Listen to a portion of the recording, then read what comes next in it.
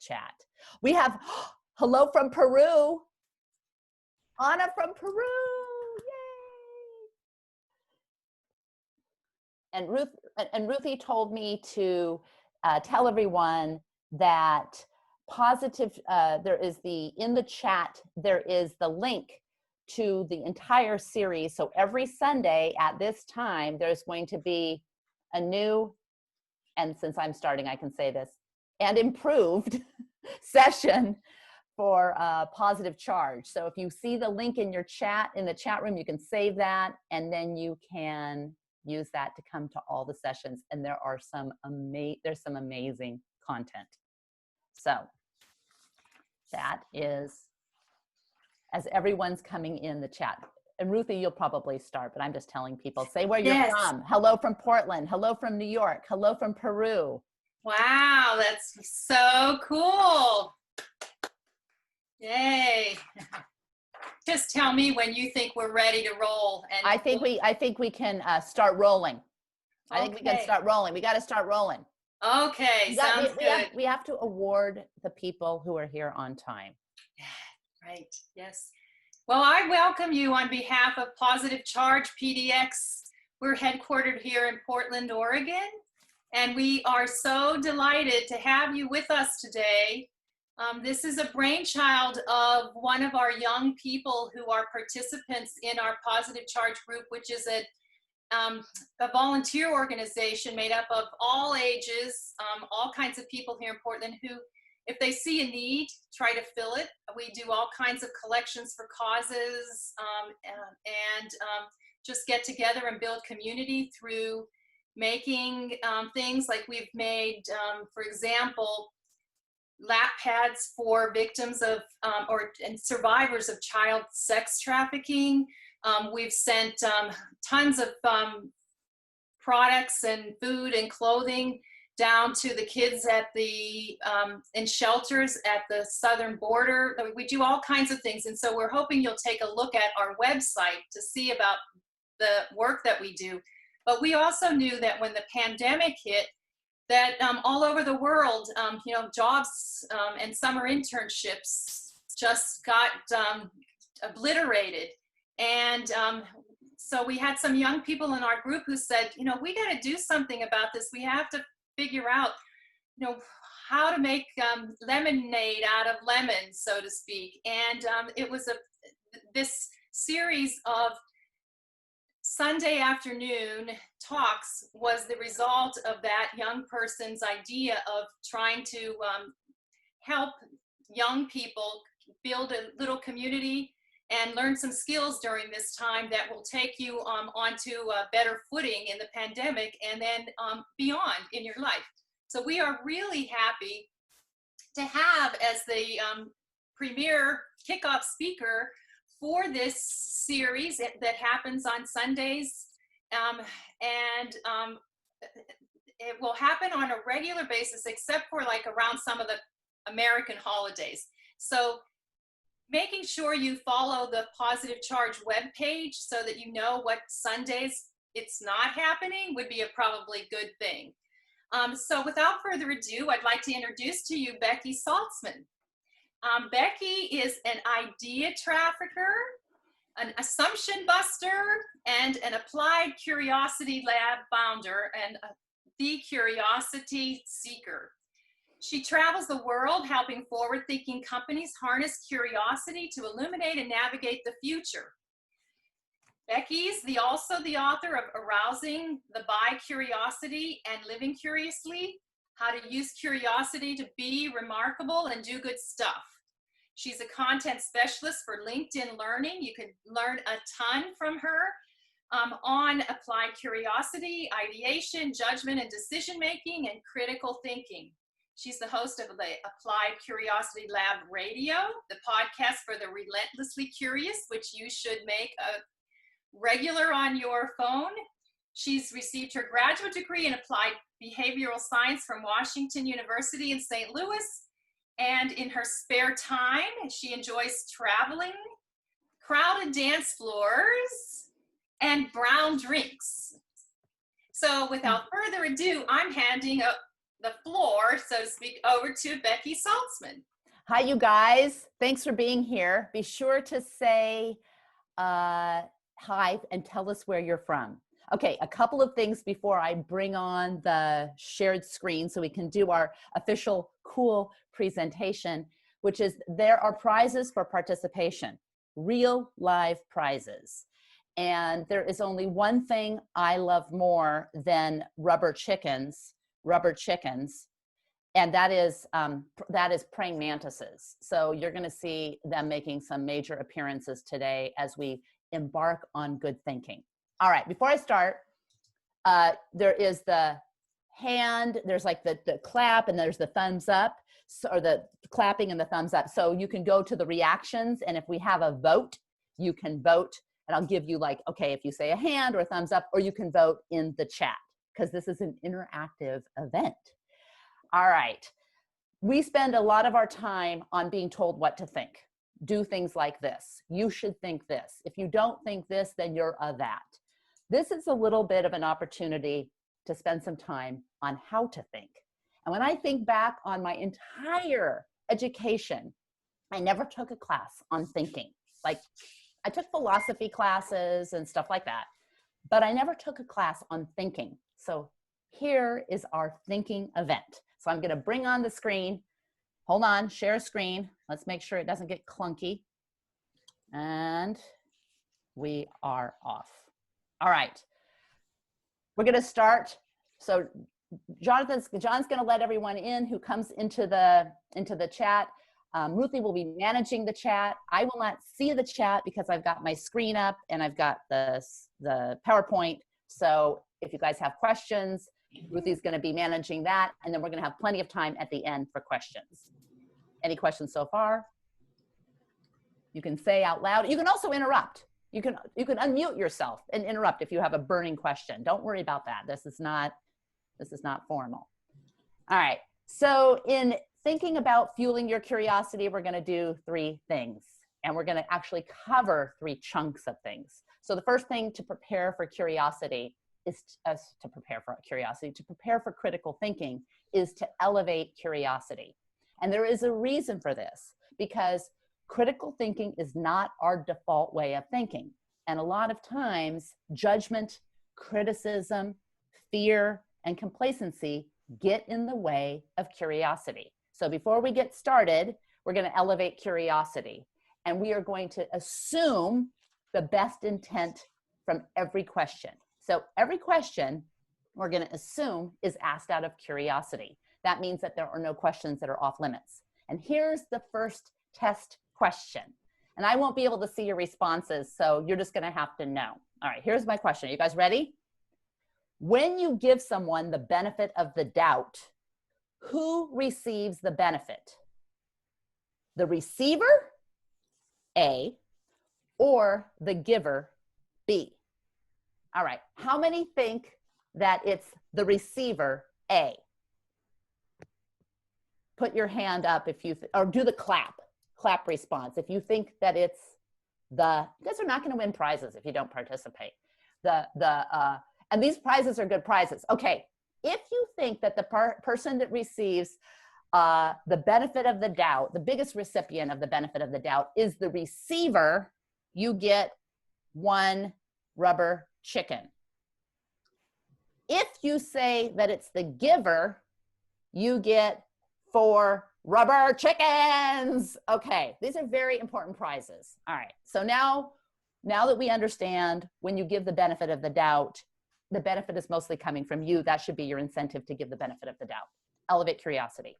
The second thing we're going to do is manage stress, which is dealing with stress tolerance, because you can't have good thinking when you have when you're stressed. And there's actually some reasons for that. So we're going to get into that. And then we're going to celebrate good thinking. So we're going to learn what the 3-legged stool of good thinking, and then we're going to get into critical thinking killers. So does that sound good? Hopefully everyone's saying yes. All right, hopefully not too boring. All right, let's see. Here we go. Let's see, why is this not? Oh, there we go. So there are 2 types of stress. When you're considering stress, there are 2 types of stress that you have to deal with. And if you're going to be making a decision, or if you want to know how to think, or you're being bombarded with information. Should I be doing this? Should I be out protesting? Should I be looking for a job? Should I be just Netflix and chilling? Should I be learning something on LinkedIn or Masterclass? Or should I just be playing D&D with my friends or video games? What should I be doing? I can't, and how much of that time should I be doing it? You can't make that decision if you have systemic stress. Systemic stress is heat, cold, pain. So to reduce systemic stress, you've got to get a little bit more comfortable. So you got to cool yourself down or bring a sweater or reduce the pain. It's your neurochemistry. You cannot make good decisions and have good thinking without it. The second kind of stress, which is, oopsie, I don't want you to see, is processive stress. Processive stress, if you think about physics, the processive stress comes from within you. It's a response to external pressure. It can also be stimulated by your neurochemistry in the form of, anxiety and things like that. But to manage your processive stress as much as possible before making a decision, here are 3 proven tricks and tips as told by science. You'll learn to question that contention. Okay, number 1. To increase your stress tolerance, you have to give a name to your stress. And you can name it like your favorite place or your favorite movie or one of your favorite television characters. So my husband, who loves to hike in the Pacific Northwest, he named his stress Doug in honor of all the Douglas fir trees. I name my stress Stanley. I'll leave it at that. You have to give, now how many of you have considered giving a name to your stress? And this kind of sounds hokey, but I'm telling you, there's some real science. Okay, okay, woohoo, whoever said okay, those who gave a name to their stress no, that's a 2 chickens. All right, the second thing is you need to understand that you have to control what you can control, and then you have to accept what you can't control. You cannot control the pandemic. You can control what you do at 1 o'clock this afternoon. So those are the things. And to be able to identify what you can and accept what you can't sounds really hokey. It almost kind of sounds platitudinal, but it is profoundly useful. And if you like Stoicism, or if you've heard of Stoicism, that is where it comes from. And you might enjoy Googling Stoics, or how can I use Stoicism to manage my stress? And then the third thing is to help someone who is also experiencing stress. Now that seems weird because you don't want to be with a bunch of stressed out people complaining about your stress. That's not the same. It's actually helping them manage stress, helping them do something that you might not be able to do for yourself. There is some serious oxytocin going on when you help someone manage stress. So that's how we're going to get ready for good thinking. All right, any questions? I don't know if anyone has questions. Pretty straightforward. Now we're going to get into good thinking, which, all right. Isn't critical thinking just good thinking? Is critical thinking the same as good thinking? Yes? Yes, no, or maybe? I don't know. All right. Well, it turns out that it is not necessarily the same as good thinking. It is a component of good thinking. And here is the 3-legged stool of good thinking. And after today, you're going to be able to know when you're thinking critically, when you're thinking creatively, and when you're thinking strategically. And I'm going to tell you something. Most people don't know this. Why? Because when have you ever taken a thinking course? And most people actually mix up strategic thinking and critical thinking. They separate out, people have a little bit of an easier time separating out creative thinking. So I'm going to tell you the description for each one, and then I'm going to have you guess if you think it's creative thinking, strategic thinking, and critical thinking. And I promise in like 4.5 minutes, you will be able to identify when you are thinking critically, when you're thinking strategically, and when you're thinking creatively. And what you do with that is creating the buckets of thought, or the stools of the three-legged stools, 3 legs of your stool rather. You're going to be able to know, am I just using creative thinking too much relative to strategic thinking and critical thinking? And you can then test yourself for whether you are engaging in critical thinking enough, because critical thinking is one of two things. It's two things rather. It's the foundation for all thinking, and it's the most neglected form of thinking. So here we go. Here is definition number 1. I look at challenges and opportunities from fresh perspectives to conceive of or produce new ideas or solutions. All right, now unmute yourself and tell me, what kind of thinking do you think this is? Creative. Okay, 1 for creative. Will you read the definition again? Yes. I look at challenges and opportunities from fresh perspectives to conceive of or produce new ideas or solutions. I turn things around. I look from a new perspective. I try to talk to people to understand how they see things. I try to get their perspective. I try to expand my horizons to see things differently. Maybe critical? Critical? Yeah, now I think it's critical though. All right. This is what it can only be one of the 3? Now, oh yeah, that's an excellent question. Thank you. These distinctions, it's not like math. There, as you see, there's a little Venn diagram, but this particular description is definitely creative thinking. Okay. And I'm going to give you So close. so close. They both start with a C. So you were, and someone did say creative, so they get 2 chickens. I was thinking it was in one of the overlap areas.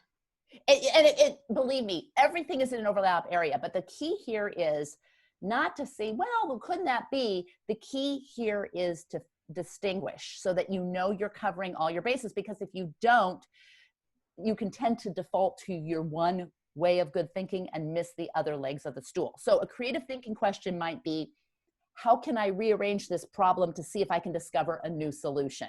Now, you will be using all forms of good thinking to really answer that question, but that is primarily at its core a critical thinking question.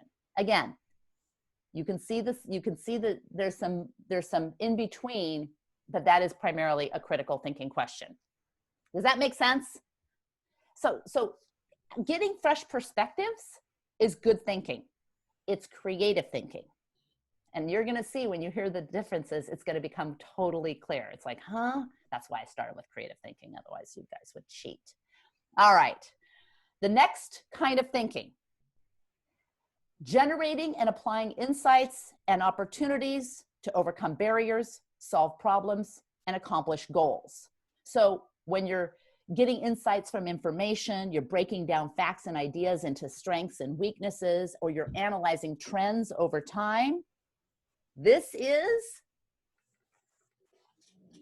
strategic thinking. All the chickens. You guys, I swear to God, I love rubber chickens. All the chickens. All right. Yes, it's strategic thinking. And you can see, like, okay, creative thinking isn't more important than strategic thinking, and strategic thinking isn't more important than it's all the 3 legs of the stool. And what we have done is we have not learned to address all the legs. All right, that leaves the topic for today, critical thinking. Critical thinking is very narrowly defined. It's a tool for assessing information quality and relevance. It's judging and making rational decisions about what to believe. So when you're validating the accuracy of information, checking whether the evidence supports the argument, looking for biases, or busting assumptions, this is critical thinking. And here is the critical thinking question and why you must have curiosity, elevate curiosity to engage in critical thinking. Because this is just one critical thinking question, which is, how can we find out if this is really true? Now imagine a situation where you were in a very emotional a very emotionally wrought situation where someone makes a claim and you want to know if it's a factual claim or a value claim. Like a factual claim is the parking lot will accommodate 63 cars, and a value claim is the parking lot's big enough for everyone. See the difference? So if you want to know if it's a factual claim or a value claim, and it's really an emotional situation. Maybe you're talking about race or gender or, privilege or some of these hot button items and hot button topics. And you say, well, how can we find out if this is really true? Now, if you are asked that in an emotionally and you are not saying, hey, someone's asking me that out of curiosity. Like if someone says, well, how do you know that that's really true? And you haven't elevated curiosity, you could be like, how dare you? And that is that becomes a curiosity killer. A critical thinking killer. You have to be able to assume good intent and provide the benefit of the doubt if you were going to get the maximum benefit from critical thinking.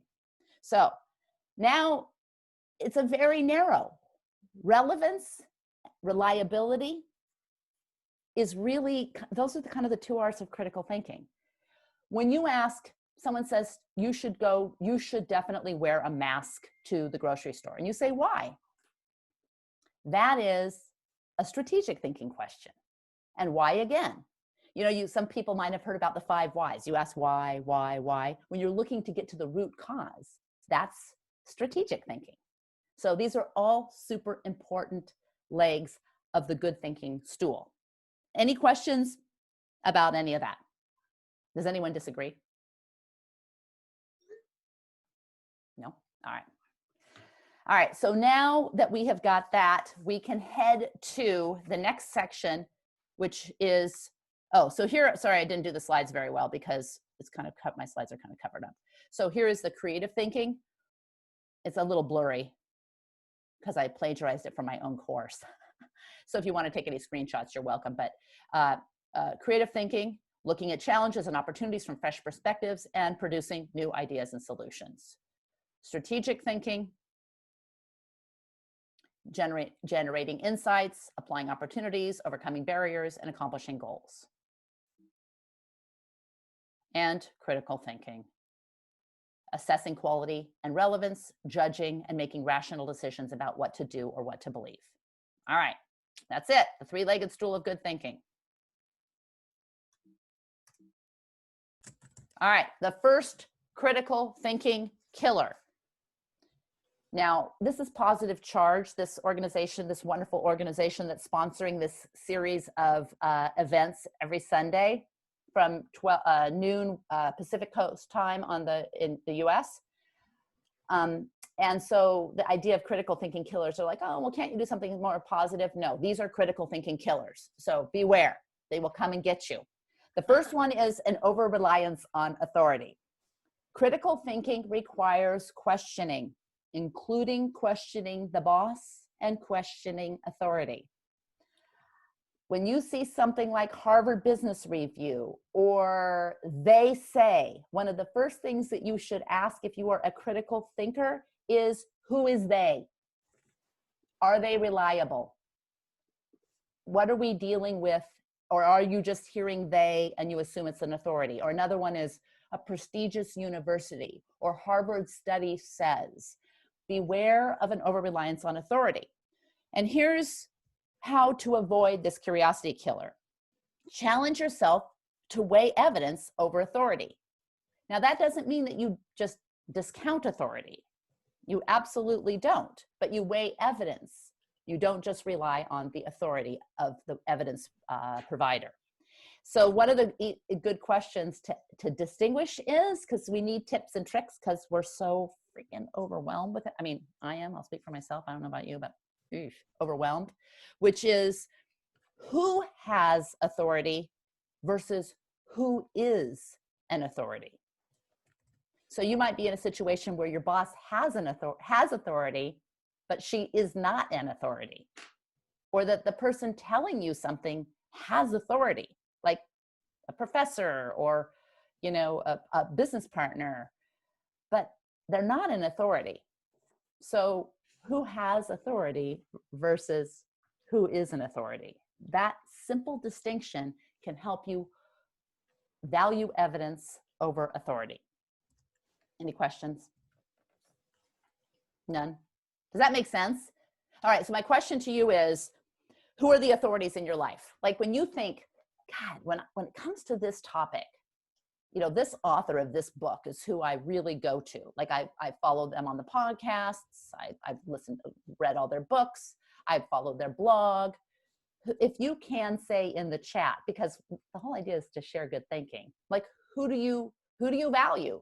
Who are some of the people that you, and obviously they can't be an authority in every aspect of your life. I mean, someone who is an authority on what to think about, you know, Black Lives Matter, for example, may not be the same authority on what to think about, you know, coronavirus mutation, right? I mean, they may be two different authorities, but with the information overload, sometimes it's hard, and we might just say, okay, fine, I'm just going to resort to someone who tells me what I want to hear.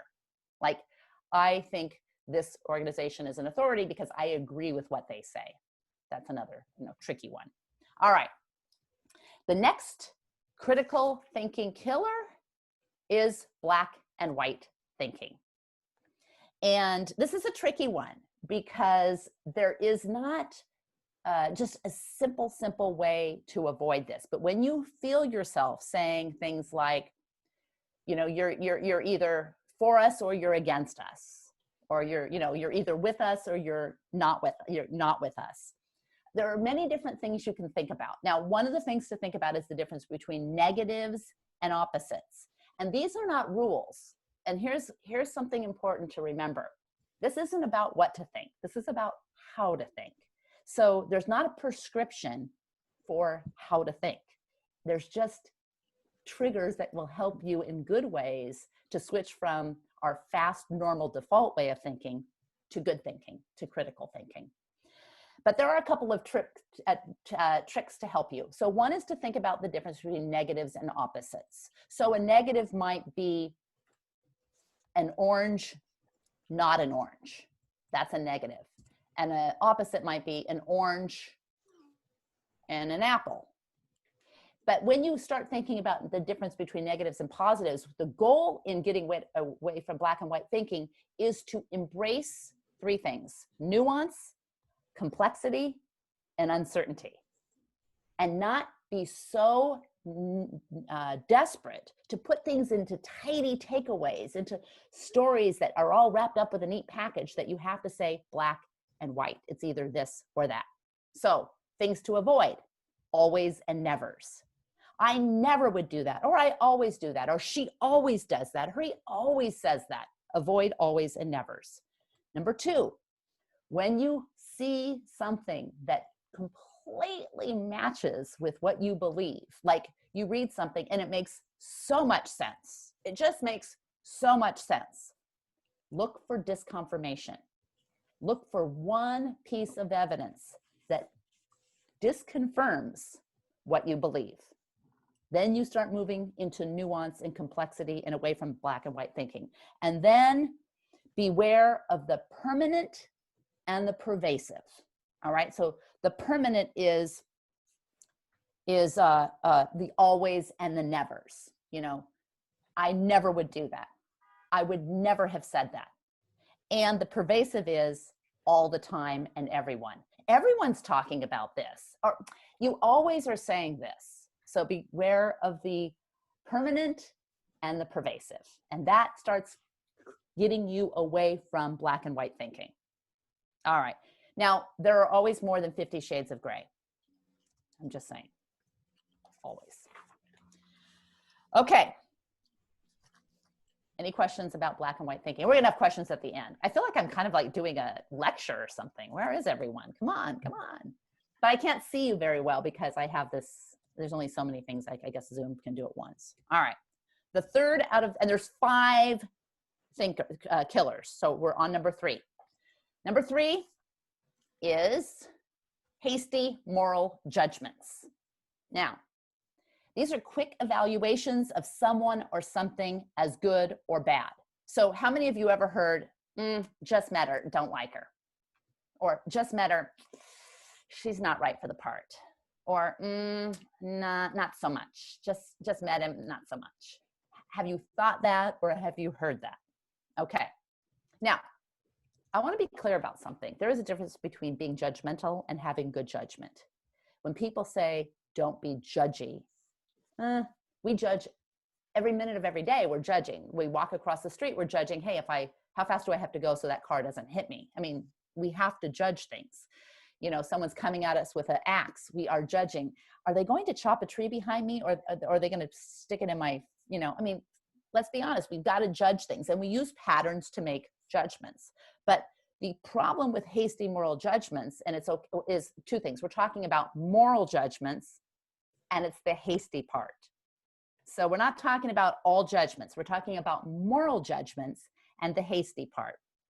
So the key is to put off moral judgments until you have experienced more thoughtful deliberation.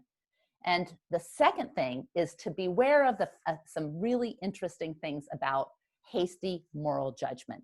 And that is, you think you're doing it intellectually in your brain, you're making moral judgments in your brain, but the studies, so many studies, study after study, the neuroscience is clear that moral judgments are made based on sensory perception. So for example, there was a really interesting study that found that people made negative moral judgments about homeowners when the home smelled bad.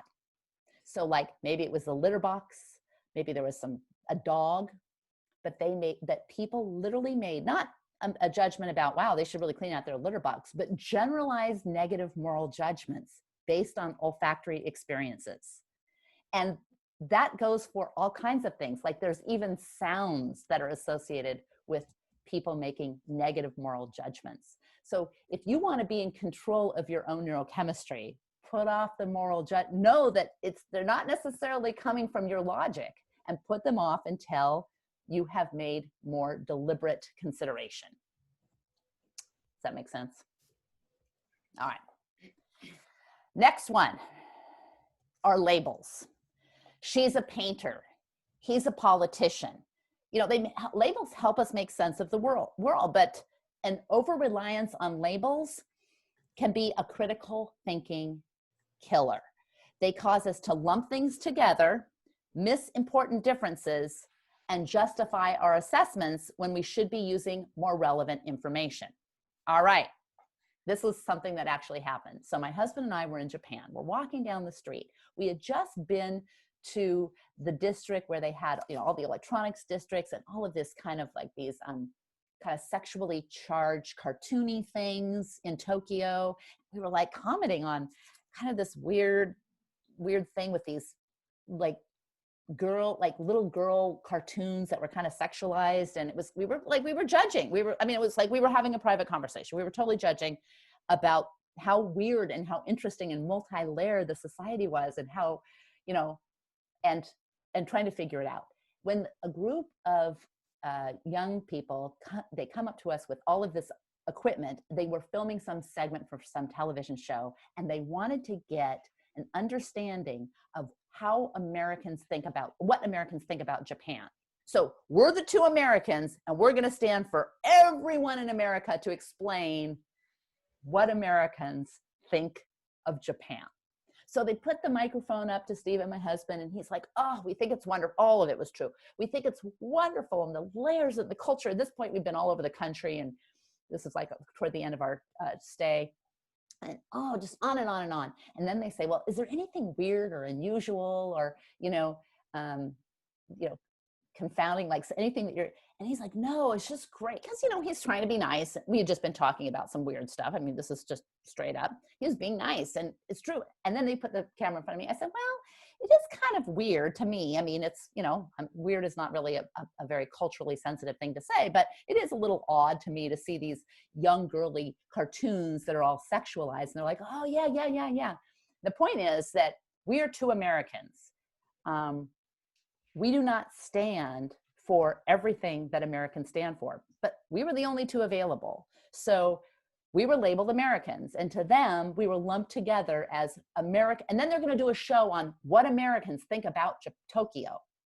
And we're going to be the ones that are going to say, so, when we apply these labels, we we lump things together and miss complexity and nuance. All right, so you ready for a test, a label test? This is a very famous test. You might know it, you might not.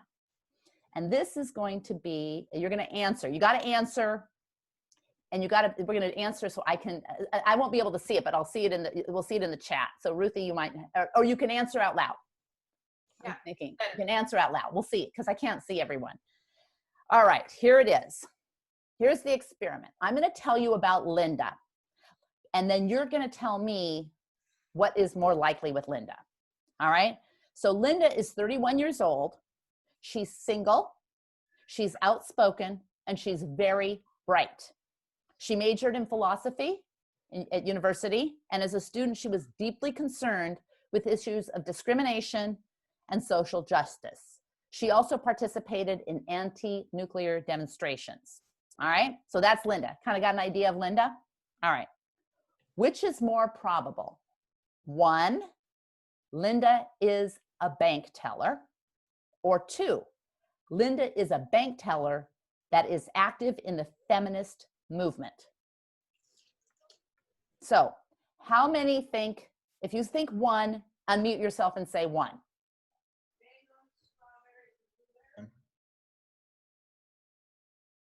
No one thinks 1. I think 1. Barkley thinks 1. I'm thinking 1 as well. Craig's thinking 1. One person in chat says 1. Okay, 1. All right, so we've got some 1s. How many think Linda is a bank teller and is active in the feminist movement? We've got 4 people on chat saying 2. 2. All right, fantastic. And a question asking what type of feminism is it? Okay, that's a good question, but I'm going to get to that in just a minute. If you said number 2, you are like 80% of the participants, and many of these participants were graduate school participants. So you're with a lot of smart people, but you only get 1 chicken for participating. If you said 1, you get 4 chickens, and it comes down to probability. Because anytime you have a subset, you have to add assumptions on top of that subset. So for example, both 1 and 2 say that Linda is a bank teller, right? But number 2 also has to add an additional probability that she is active in the feminist movement. So from a probability standpoint, it is more probable that Linda is a bank teller. Just like it is more probable that you went to the grocery store than you went to the grocery store with a red shoe on.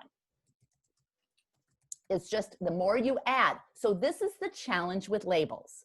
When you hear about labels, be sure that you are scraping away as many assumptions before making a decision about how to judge a person. Does that make sense? Yeah. Clear? Everyone clear on that? Beware also. So that's number 1. And the other little trick is, because each one you need a little trick to help us, because critical thinking is hard. Beware of the lure of consistency. So in persuasive communication, in the science of persuasion, there are 6 tenets of persuasion, and one of them is consistency. If someone is trying to persuade you, all they have to do is indicate that in the past, you've acted in a similar way. So to be consistent with the way that you are, they highlight that and they say, well, you said you supported such and such. Now people are like, well, but yeah, I mean, I do, but you needn't be consistent.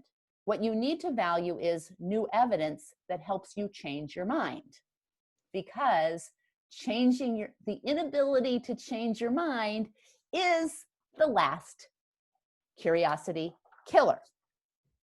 Resistance to change, and specifically resistance to changing your mind. And there are 2 tricks to this. How many of you, okay, you ready? How many of you think it's easier to change your mindset, number 1, and how many of you think it's easier to change your mind, number 2? You can say, how many of you think it's easier to change your mindset? Like, I'm going to go for the growth mindset, or I'm going to go for the flexible mindset, or the curious mindset. Or how many are willing, how many think it's easier to change your mind? There's Mind. no mind? Mind. Five people on the chat are saying mind. Okay, well, that's good for you, and I'm glad. But the evidence is to the contrary. The evidence is that people will be much more willing to admit to changing their mindset than to admit publicly that they've changed their mind. Super interesting. Because when you change your mind, you're going against your inconsistency. You're going against your consistency. So there are two conditions.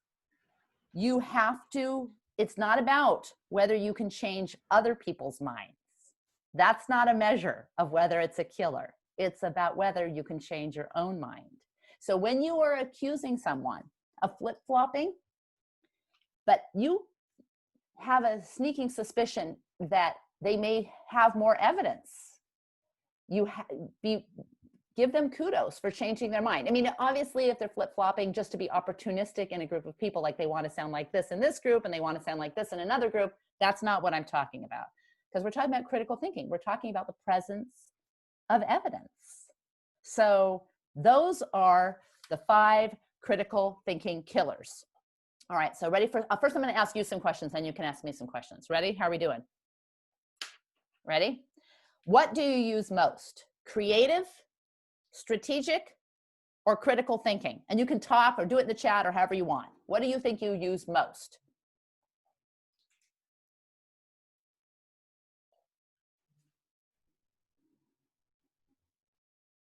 How many use creative thinking most? I think I use strategic thinking most. And I have to force myself to, I have to like force myself to kind of pay attention to the critical thinking. But I think I use strategic thinking most, if I had to say. How about you guys?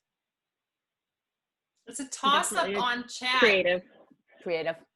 What's interesting, it's a toss-up on chat between creative and strategic, and no one has listed critical except a / critical from strategic and critical. I think I'm a little more strategic than critical, but I think I still feel like I'm somewhere in that overlap. And there are some people, yeah, I feel like I agree. I'm the same, Craig. I'm the same. I definitely, and it's interesting because some of the work that we do at Applied Curiosity Lab is we discover our curiosity archetypes, and it definitely dovetails into the way that which of the three-legged stool of good thinking people tend to default to. And you can have your default. It is totally fine. And I say, embrace your default. Don't neglect the other legs. And particularly, don't neglect critical thinking. And when you are engaging with someone who has not been trained in critical thinking, you've got to make sure that you strategically get them curious and start from a point of try to find a commonality, because if they're not trained in critical thinking, and most of us aren't, like hardly anyone is, they won't be ready. And then they will shoot down your ideas as being, they'll get into the critical thinking. They'll make a hasty moral judgment. They'll be in black and white thinking. They'll be resistant to changing their mind. So you'll see these, this is not just for you. You have to help other people to think critically, because I think we need critical thinking now more than ever. What are you going to name your stress? You can change your mind on it, but just like if you had to choose right now.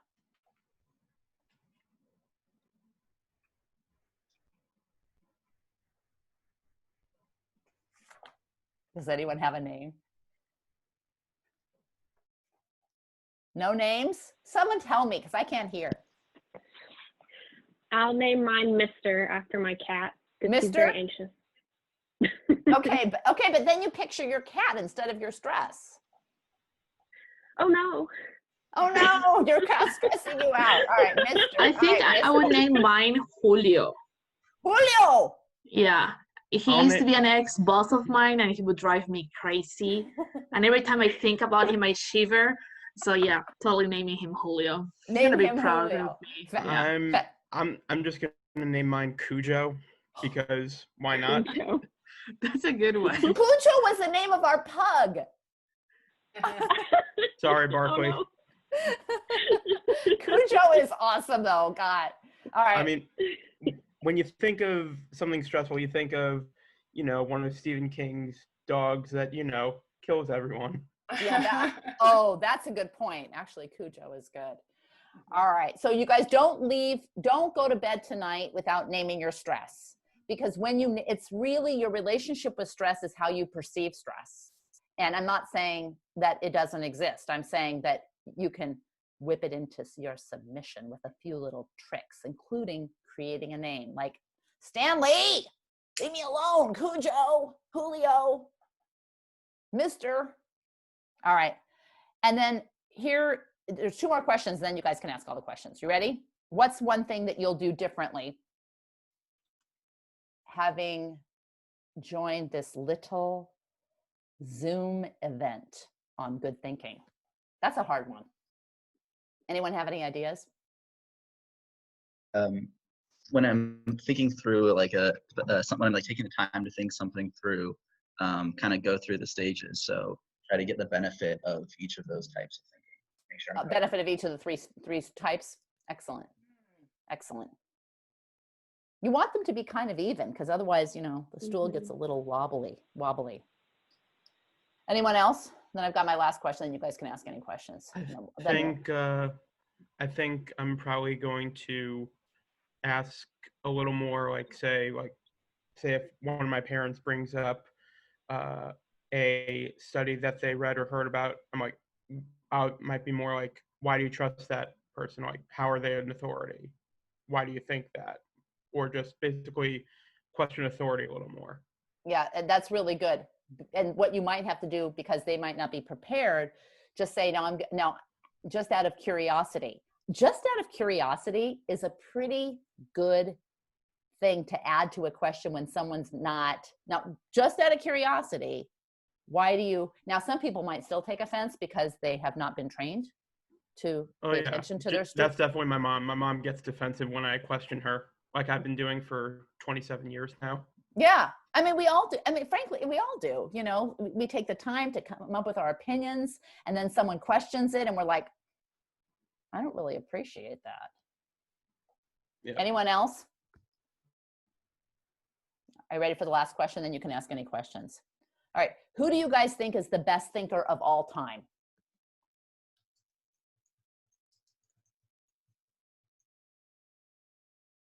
I couldn't answer that either. You can think about that. You don't have to answer that right now. But if you think about it at any time between now and does anyone else have questions? I'm going to get my screen sharing off so I can see all of you. Does anyone else have questions? Fictional or real thinker? Any. Oh, for sure, any. That's a brilliant question. For sure, any. Okay. We had an However, answer. I would argue that if you're choosing a fictional character, then you're choosing that author. But are you? Came from somebody. Okay, Dumbledore, Sherlock Holmes, Einstein. I'm going Sherlock. Or maybe Hercule Poirot, depending on your evolution of the great detective archetype. See, I think a detective is really a good archetype for a thinker.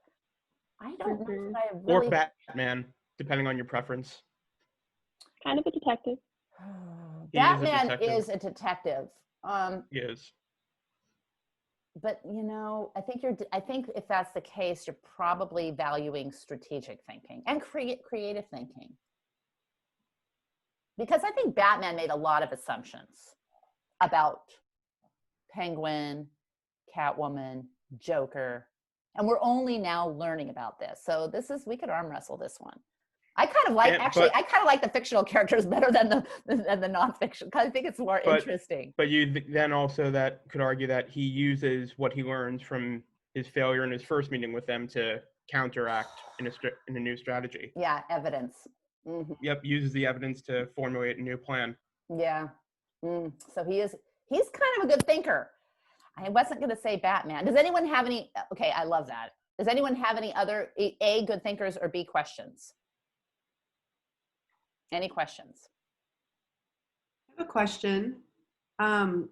This transition to these 5 areas of critical thinking, in a way, since we haven't been trained to think critically, are a bit overwhelming. And I'm just wondering if you have any starter tools for us rookies to, start the critical thinking process. Oh, excellent.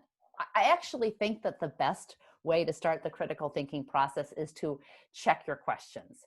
So if you could bucket your questions, like let's say you come across, you think about the questions you have for today, like, when should I go to restaurants? When should I go to restaurants? Then you bucket your questions in one of the 3, you kind of bucket your responses into one of the 3 buckets. So I'm going to give myself one creative consideration, one strategic consideration, and one critical consideration.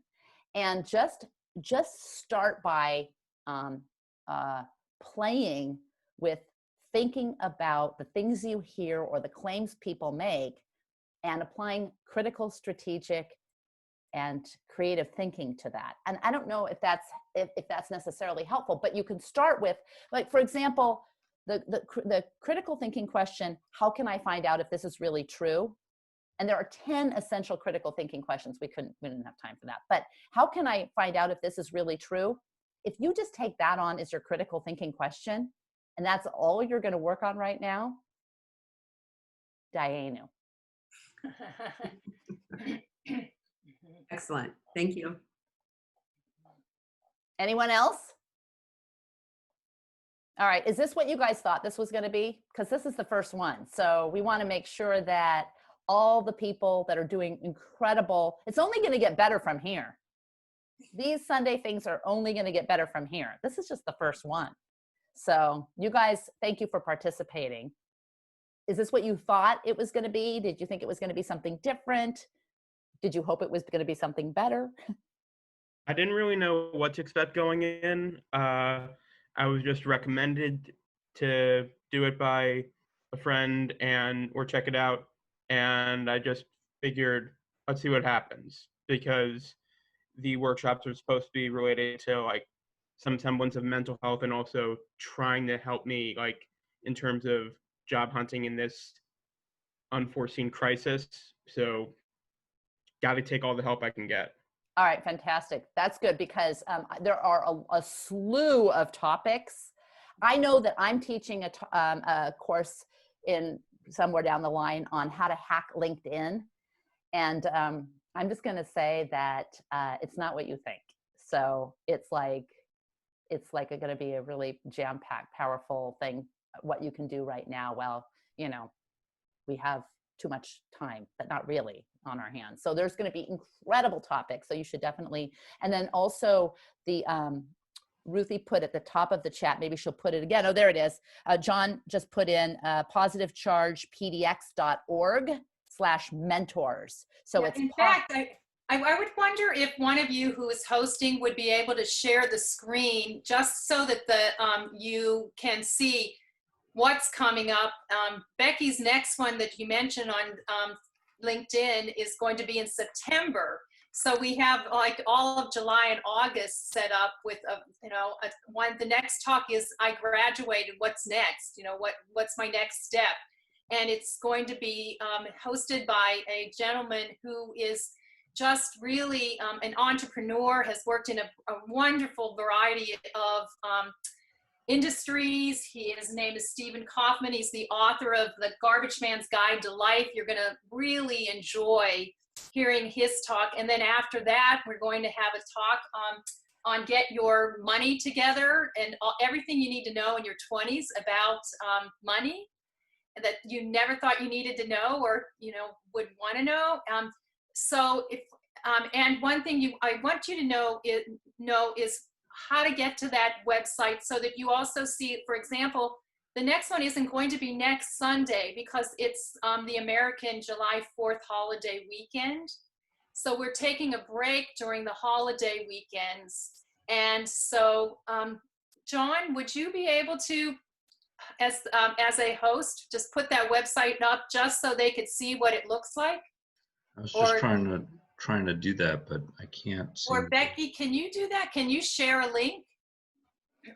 I don't have the website. Oh, I mean, okay. yeah, I don't have. That's okay. I don't have it on. I don't have it up on my computer. Yeah, but okay. I mean, I think they can go to positivechargepdx.org/mentors. Yeah, .org/mentors. Right. Yeah, just make that your friend, and we will count on you also who participated today to share with your friends that that this was cool. And if you do have some ideas of topics and questions that you might have, this is all about you and helping you. Like, we had no preconceived notions ourselves of exactly what you might need, and we some of the young people behind this actually had some ideas, and we put it together, but it can morph and it can change, and it will all depend upon your input.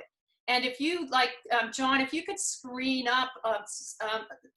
up just a little bit to the green bar in the middle that you just passed, a little higher, right there.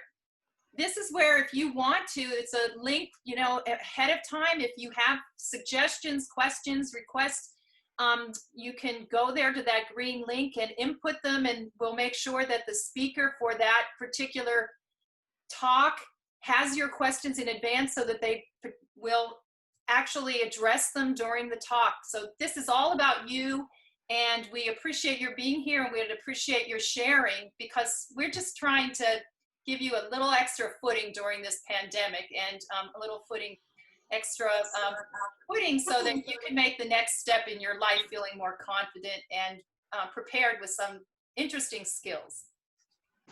Well, so thank you guys for being here. I'm really hoping that we can all be spreading good thinking, because with the information overload, we need good thinking so much. So think of your stool, and reach out to me at appliedcuriositylab.com. If you have any questions, you can contact me through my website.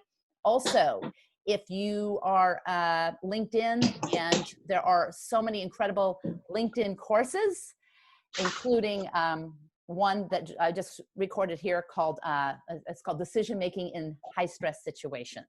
But there's also a critical thinking course. And anyone who takes the courses that wants to reach out, or any questions you have, I'm here. Thanks, guys. And we thank you very much, Becki, for your talk today, for leading us on. Thank you so much. Thank you, guys. You guys were awesome. And also, hold on a second. And the winner of all the chickens is you. Thanks, guys. Bye-bye. Thank you all. Bye-bye.